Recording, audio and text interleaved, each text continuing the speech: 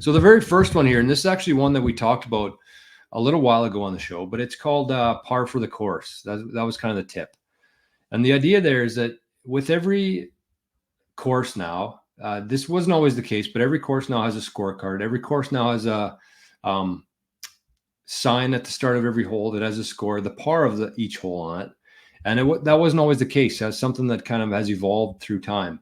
But the point of this par for the course is that you shouldn't be focused on the par for the course. That shouldn't be your main focus for when you're golfing out there. You should take a look at what your handicap is, and you should look at what the course conditions are playing that day. And you should kind of make your own par for the course that day, your own scorecard essentially. And I've started to do this the last couple of rounds. So basically what that looks like is you look at the scorecard. Let's say I'm an 8 handicap. On the eight hardest holes on the course, you just add 1 stroke.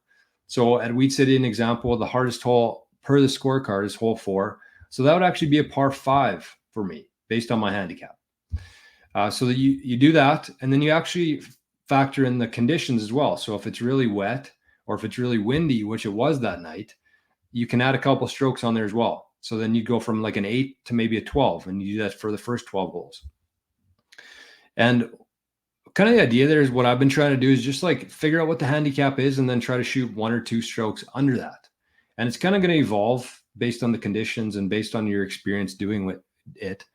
But what I did find when I did this on Thursday night is that it didn't really help my game very much. It didn't make me play any better. But the one thing it did do is it really just changed my mentality playing out there, because when it's windy, when the conditions are shitty, and let's say that you're used to shooting like 75, 76, that's kind of your average. But all of a sudden it's really windy and you're on pace to shoot like an 80 or 82, which is perfectly normal if the conditions are set that way. But you get frustrated and you could shoot bad, and not only shoot bad, but poor experience for the night. So that's kind of what I did on Thursday. It was very windy. I added some strokes to my personal scorecard, and I just enjoyed the round a lot more.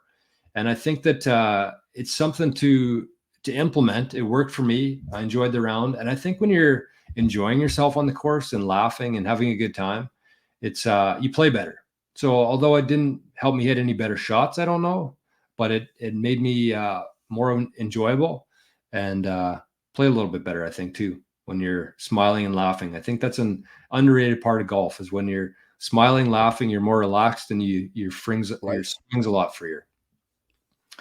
So that's my timeless, tested, and true golf tip for the week. And consider doing it yourself.